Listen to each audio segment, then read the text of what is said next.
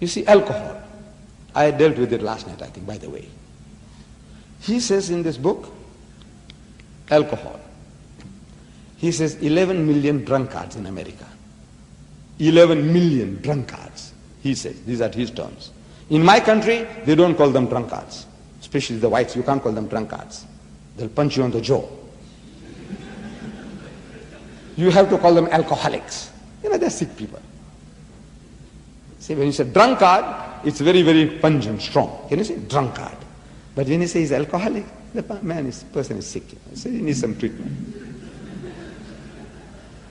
11 million, these are words of Brother Swaggart, drunkards in America, and 44 million heavy drinkers. And he says, to me, no difference between the two. To me, they are the same.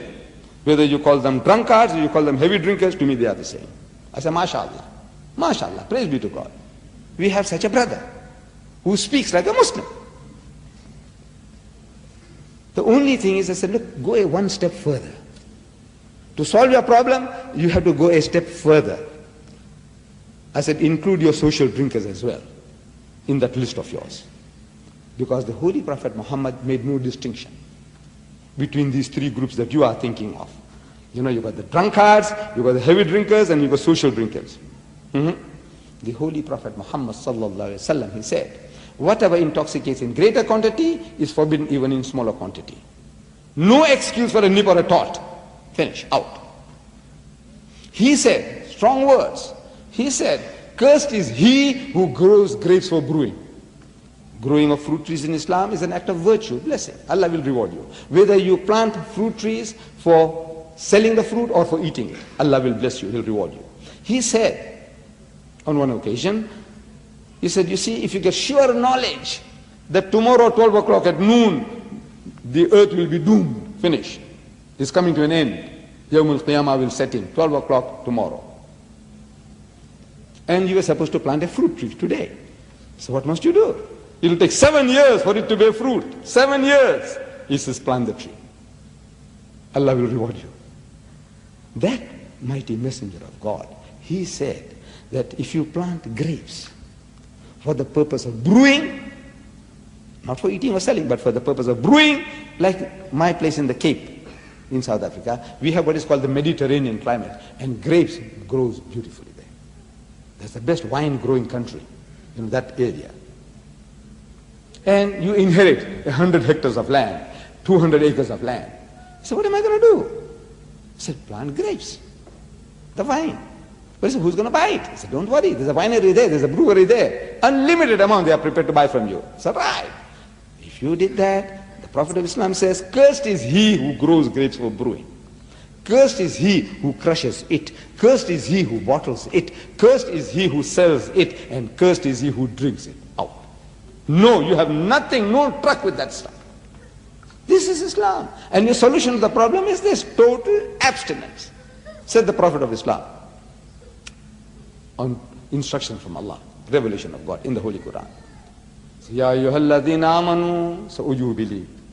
Innamal khamru, most certainly intoxicants, wal maisiru, and gambling. In his book, one of the books says, the American public is spending $54 billion a year on gambling. Squandering. 54 billion. And gambling. Wal ansabu, and fortune telling. Wal azlamu, and idol worship. Rizum min amali shaitan, are an abomination of Satan's handiwork. Fajtanibuhu la'allakum tuflihun. So shun such abomination that you may prosper. And wine barrels were emptied in the streets of Medina, never to be refilled. This one verse has created the biggest society of teetotalers in the world. People who don't imbibe alcohol. Biggest society in the world. One word, one expression. Brother Swaggart is talking about, he says, you got to threaten the Muslims, chopping off his head, or chopping off his hands. Therefore, they don't drink. The person does not drink because he fears his hand will be cut off, or his toes, or his nose, or whatever. Is that the reason? I want to know, you in America, the Muslims. I know we have black sheep amongst us, like any community has. We all have. You can't say we are all angels. But what percentage of Muslims imbibe alcohol? in India, Pakistan, South Africa. My community, I'm boasting in my country. Perhaps it applies everywhere where the Muslims live. I said, we Muslims have the lowest alcoholic consumption in the country. We have the lowest gambling rate in the country. We have the lowest prison rate in the country. We have the lowest divorce rate in the country. We have the lowest suicide rate in the country. And we have the highest charity rate in the country. That's what Islam has done for us. لَعَلَّهُمْ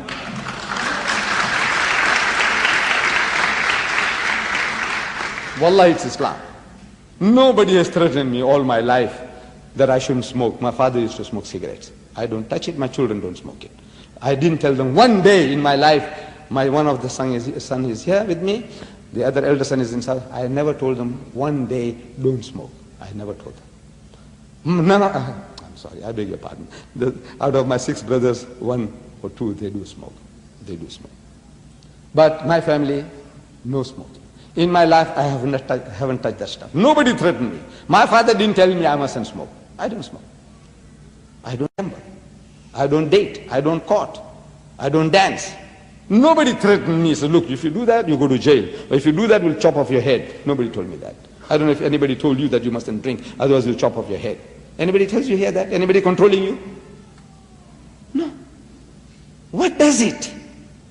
I said, you see, in America, you, Christian nation, mighty nation, the mightiest nation on earth, America, you introduced prohibition in the 20s. Who did it? They were your leaders, people you voted into power. In your Congress or Parliament, in your Congress, they passed law, prohibition, run the country dry. You saw the carnage, that the havoc that this stuff was creating in the nation, the harm, the losses. So the brain power of the nation, people you voted into power, they voted on your behalf, passed a law trying to run the country dry.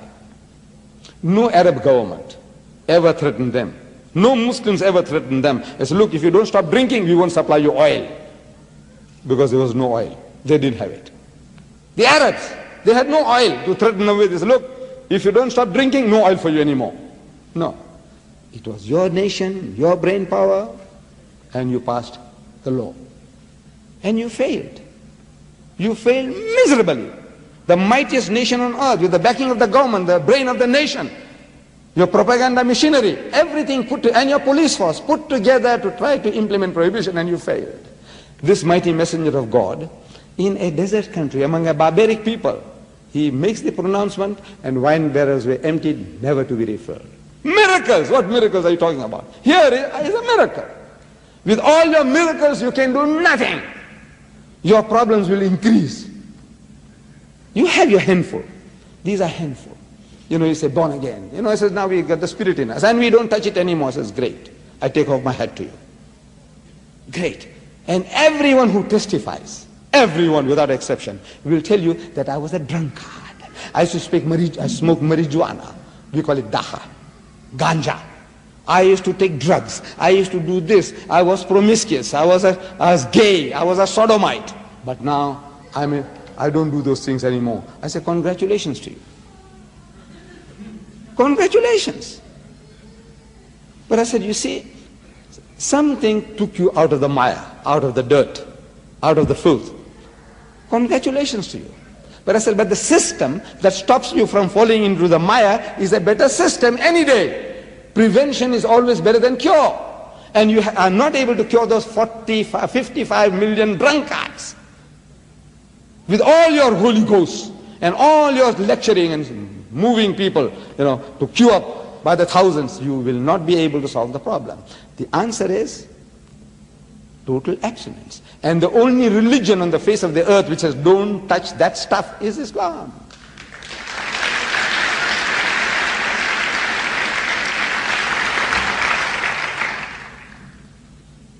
Brother Swaggart has written many books. But there is one book is not forthcoming. On surplus women. Look, here's a stupendous problem in America. Stupendous problem. On mere figures alone, statistics tells you, I didn't come and count your men and women here. You tell me that there are 7.8 million more women than men. If every man in America got married, there will still be 7.8 million women who can't get husbands.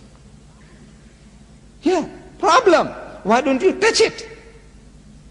They're hungry in New York, just next door to you, New York. They say there are 1 million more women than men. If every man in New York got married, there will still be 1 million women in the city alone who can't get husbands. What's the answer? What did the Holy Ghost tell you?